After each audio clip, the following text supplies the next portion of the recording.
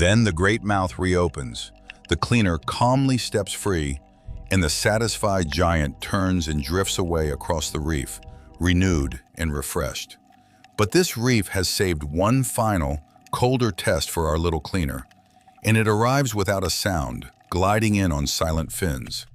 A reef shark, an apex hunter feared by nearly everything around it, slows above the station and asks, in its own silent way, to be cleaned. The cleaner wrasse turns and swims straight toward its gills, a tiny, flickering speck moving right beside a set of powerful, deadly jaws.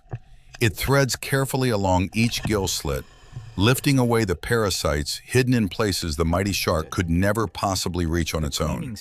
Then it swims closer still, right up to the teeth, dozens upon dozens of them, as the shark obligingly holds its mouth open and ajar. The tiny cleaner darts fearlessly between rows of curved blades, grooming and polishing the very same weapons that could tear it apart. And the great shark simply waits there, completely motionless, allowing the smallest creatures on the reef to groom the single greatest predator on it. Finally, with one slow, powerful beat of its tail, the shark glides away into the blue, cleaned, calmed, and completely satisfied. But out here, in this fragile world of trust and truces, not every creature on the reef is willing to play by the rules. This impostor perfectly copies the true cleaner's bright colors and its swaying dance. A hungry wolf carefully dressed in a healer's coat. Fooled completely, the client relaxes and opens itself up, offering all of its trust to entirely the wrong little stranger. Then the fraud suddenly strikes, tearing away a bite of living flesh and darting off before its victim even understands what has happened. The wounded fish recoils violently in a small cloud of panic, betrayed at the one single place on the entire reef it believed was safe. Furious, the real cleaner gives chase at once, driving the impostor far away from the precious station its whole life quietly depends upon. Because trust out here is fragile and easily broken, and the cleaner's entire livelihood rests completely on keeping that delicate trust alive. Beaten, the cheat vanishes back into the dark, and slowly, fish by fish, the station settles once more into its calm and peaceful order.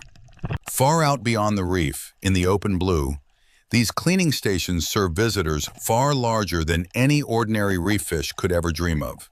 A giant manta ray, its wings spanning wider than a car, banks gracefully out of the deep and turns toward the waiting cleaners below.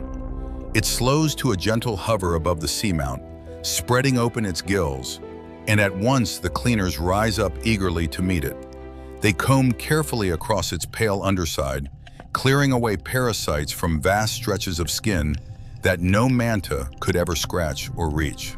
Its great eye holds an expression of calm, patient intelligence, trusting completely creatures a full 1,000 times smaller than itself.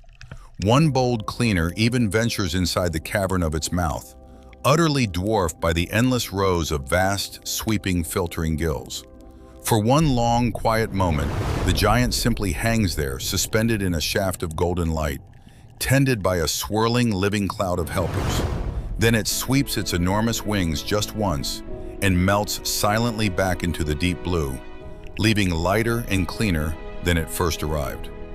Others come to the reef seeking an entirely different service. A sea turtle glides in, its ancient shell grown heavy with thick algae and life.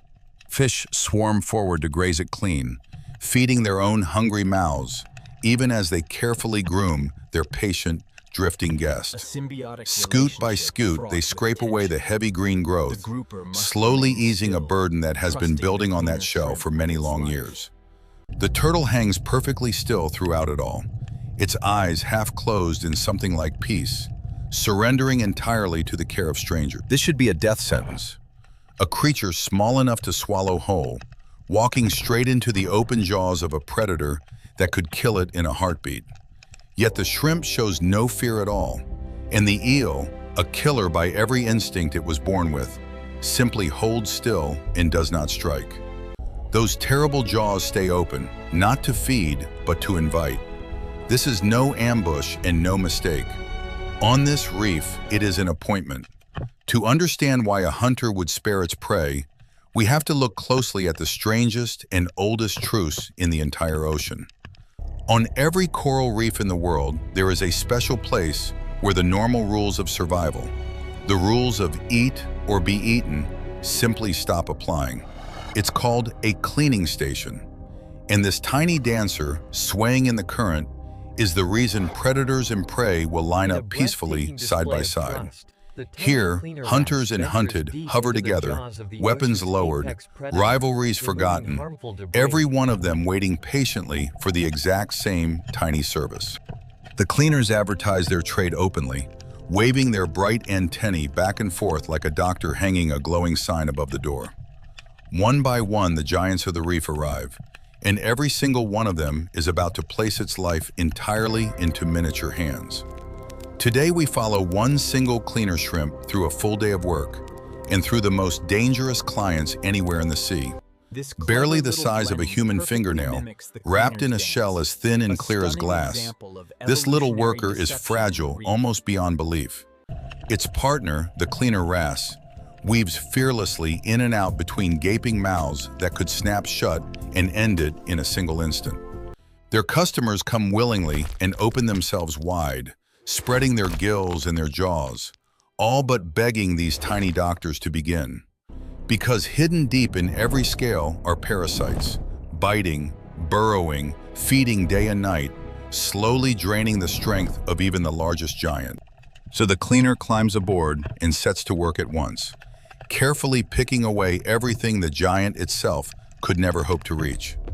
But the first true test of the day is the Moray eel, uncoiling slowly from a black crevice in the rock, like a length of living rope. Without hesitation, the shrimp steps in between rows of long needle teeth, walking deep into a mouth that was built for one purpose only: killing. Claw by patient claw, it plucks each parasite free, and with every catch comes a small, oddly satisfying release into the water. The eel's cold eye never blinks and never wavers. A single reflex, one sudden twitch of hunger, and this fragile deal would be over in an instant. Deeper and deeper the cleaner works, all along the soft gum line, while those powerful jaws hold themselves perfectly, impossibly, completely still. To any outsider watching, the whole scene looks like pure madness.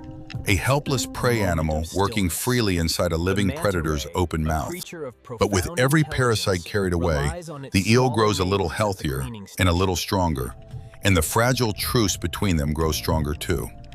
At last the jaws close, slowly and gently. The cleaner slips out completely unharmed, and both of them leave this encounter better off than before. Then, because relief never lasts for long out here on the reef, a vast, dark shadow slides overhead and swallows the light whole. It's a grouper, a fish more than 100 times the cleaner's size, and a predator that hunts and eats smaller fish exactly like it. It opens a mouth like the entrance to a cave, a cavern of darkness easily deep enough to swallow the tiny cleaner whole and unseen. And still, without the slightest fear, the shrimp walks straight inside, crossing a single lip that is wider than its entire body and world.